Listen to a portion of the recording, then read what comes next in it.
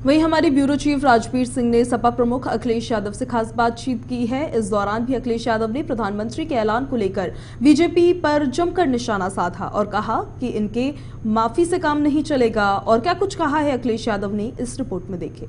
लेकर भारतीय जनता पार्टी का ऐसा शायद ही कोई नेता रहा हो जिसने इन्हें आंदोलनजीवी न बताया हो, इन किसानों को दलाल न बताया हो या इस तरह की अशोभनीय बातें कही है। उसके बाद ये बिल वापस रहा। इसको लेकर क्या कहना है आपका?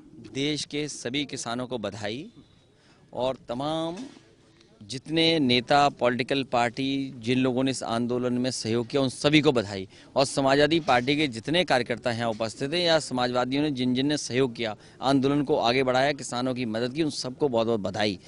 इन 3 कानूनों को वापस होने से थोड़ी राहत तो मिली है, लेकिन भारतीय जनता पार्टी पे कोई भरोसा नहीं है।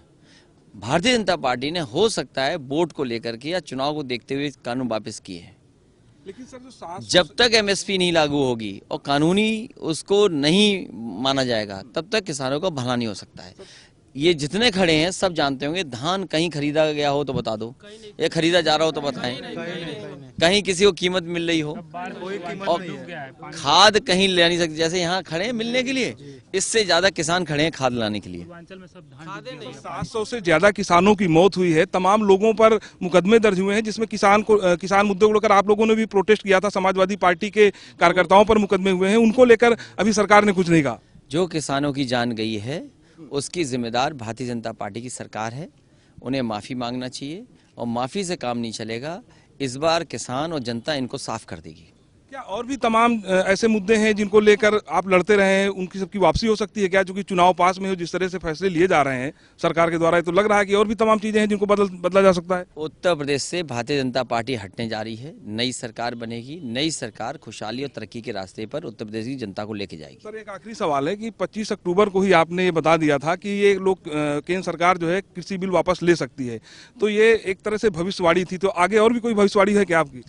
जनता के बीच में नाराजगी है और जिन कानूनों को लागू कर रही थी सरकार, उससे किसानों का नहीं भला हो रहा था, उद्योगपति या बड़े लोगों को लाभ पहुंचता। ये किसान जान गया था, जनता जान गई थी और इनकी पॉलिटिकल क्रेडिबिलिटी लगातार खत्म होती जा रही है, इनके प्रति भरोसा लगातार गिर रहा है। इसलिए किसी को भरोसा नहीं था कि इन 3 कानूनों से कोई किसानों को लाभ होगा।